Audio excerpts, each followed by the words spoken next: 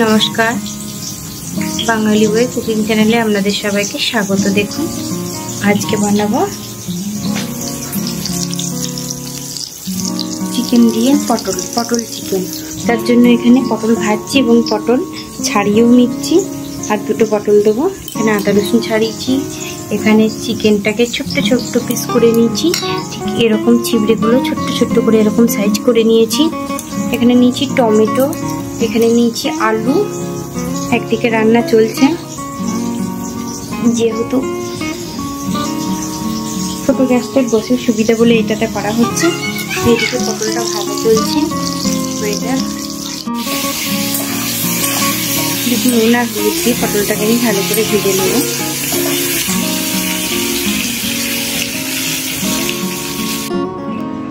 দেখুন পটল ভালো করে ভেজে তুলে নিয়েছি। এরপর আলুগুলো এক এক করে ভেজে নেব।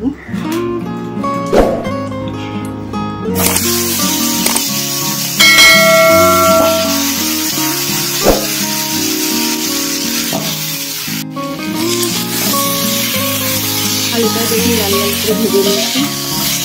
আলুটা এবার তুলে নেব। আলু পটল ভেজে তুলে নিয়েছি। কড়াই তেল গরম করতে দিয়েছি।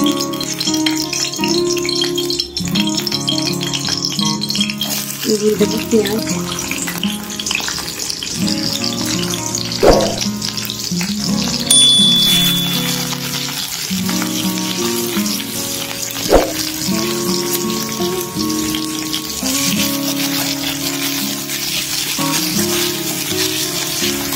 পেঁয়াজটাকে লাল লাল করে ভেজে নেব।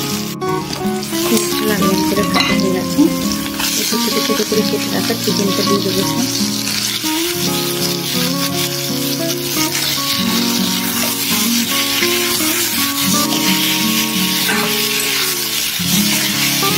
ভালো করে ভেজে নেব।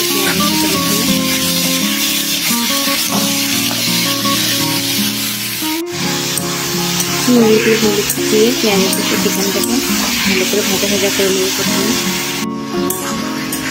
দেখুন চিকেন থেকে কতটা জল ছেড়েছে। আর দিয়ে দেবো আদা রসুন বাটা।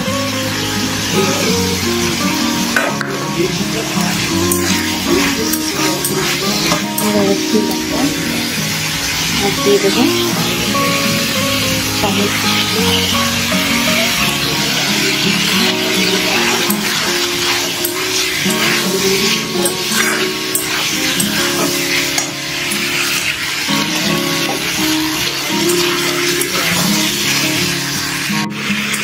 আলু পটল দিয়ে দেওয়ার পর ভালো করে মাংসের সাথে কষিয়ে নেব।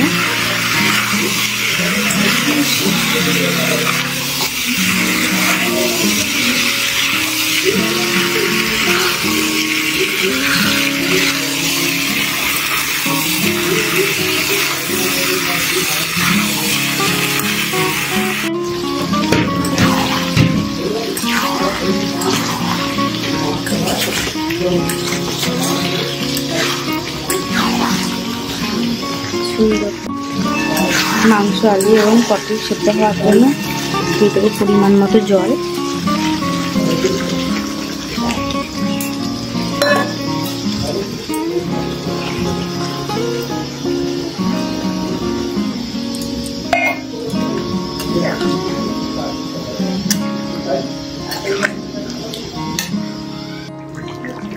দেখুন খুব সহজ এবং খুব তাড়াতাড়ি হয়ে গেল আলু পটল চিকেন। আশা করি এই রেসিপিটা আপনারা বাড়িতে কেউ ট্রাই করেননি, একটু ট্রাই করে দেখবেন, ভীষণ সুন্দর হবে।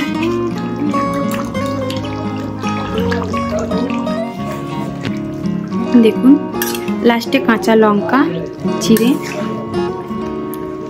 এর মধ্যে দিয়ে দিলাম। দিয়ে জাস্ট একবার ঢাকা দিয়ে একটু ফ্লেভারটা নিয়ে এলাম। দেখুন কি সুন্দর তৈরি হয়ে গেছে। আপনারা ঝোলটা আরেকটু মারতে পারেন, একবারে শুকনো শুকনো করতে পারেন।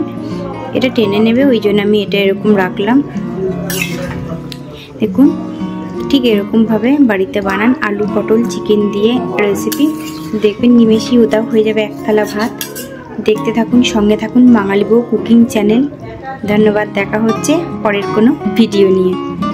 আর অবশ্যই আর কোনো রেসিপি চাইলে অবশ্যই আমার এখানে কমেন্ট করে জানাবেন